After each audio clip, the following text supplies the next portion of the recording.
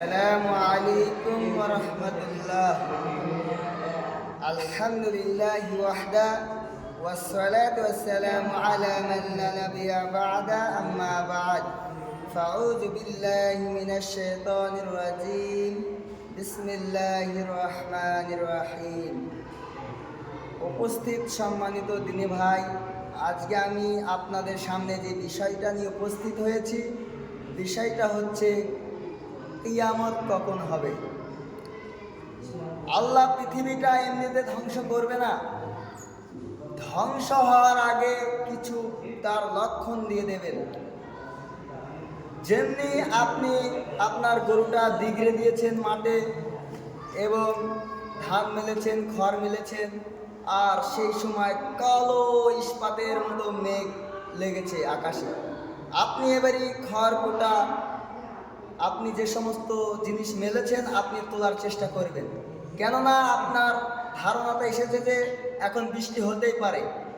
তা আল্লাহ বৃষ্টি দেওয়ার আগে মেঘ যেমন দেয়, তেমনিভাবে কিয়ামত যখন হবে আল্লাহ কিছু নিদর্শন দিয়ে দেবে, তখন আমাদের বুঝে নিতে হবে এবার কিয়ামত হবে। তেমনিভাবে কিয়ামত কখন হবে দেখুন। আবু হুরায়রা রাদিয়াল্লাহু তাআলা আনহু বলেন,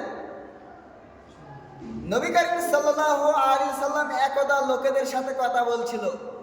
বলতে বলতে একজন ব্যক্তি এসে আল্লাহর নবীকে জিজ্ঞাসা করলেন, ফাকালা মাতা সাত, কিয়ামত কখন হবে? আল্লাহর নবী তখন উত্তরে বললেন, ক্বালা ইযা যুইআতিল আমানাতু ফান্তাজিরিস সাত। কিয়ামত ততদিন পর্যন্ত হবে না যতদিন পর্যন্ত আমানত বিনিষ্ট না হচ্ছে।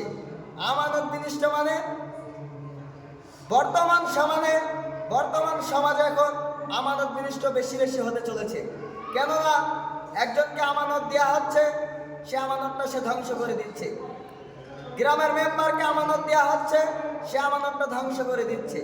এই সমস্ত আমানত দেওয়া হবে, যোগ্য স্থানে অযোগ্য লোককে যখন বসানো হবে তখন কিয়ামত হবে। কিয়ামতের পূর্ব লক্ষণ আরো রয়েছে। আবু হুরায়রা রাদিয়াল্লাহু তাআলা আনহু বলেন, নবী করিম সাল্লাল্লাহু আলাইহি সাল্লাম বলেছেন, লা তাকুমু সাআতু হাত্তা তাকসুরাল জালজালা। কতদিন পর্যন্ত কিয়ামত হবে না? যতদিন পর্যন্ত অধিকাংশ ভূমিকম্প না হচ্ছে। এই অধিকাংশ ভূমিকম্পটা হওয়া একটা কিয়ামতের পূর্ব লক্ষণ। আল্লাহর নবী আবারও বলছেন হাদিসের মধ্যে, লা তাকুমু সাআতু ইয়াতাসাফাদু ফিত-তারিক তাসাফুদুল হামির কুলনা ইন যালিকা লাকাইন ক্বালা নাম ইয়াকুনান্না।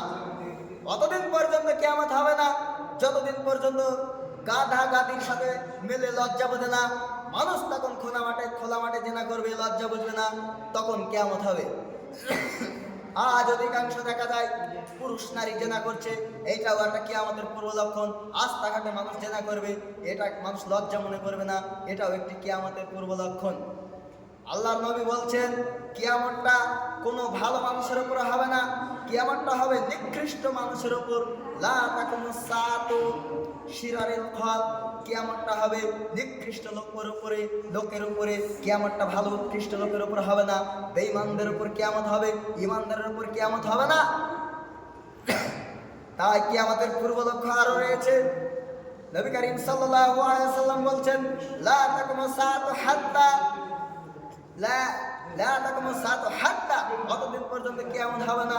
লা ইয়াহুজ্জুল বাইতা, হজ বন্ধ হয়ে যাবে। হজের জায়গাটা নেকি মনে করবে অন্য জায়গায়, মানুষ হজকে বন্ধ করে দেবে। ততদিন পর্যন্ত কিয়ামত হবে না, হজ যতদিন বন্ধ না হচ্ছে। তাই আমরা কিয়ামত সম্পর্কে জানলাম। আমাদের এই সমস্ত নীতির উপরে, এই সমস্ত হাদিস কোরআন দেখে আমাদের কাজ করতে হবে। কিয়ামত খুব ভয়াবহতা দিন। আল্লাহ পবিত্র কোরআনে সূরা রহমানের ভিতরে বলছেন, কুল্লু মান আলাইহা ফান ওয়া ইয়াবকা ওয়াজহু রাব্বিকা যুল জালালি ওয়াল ইকরাম।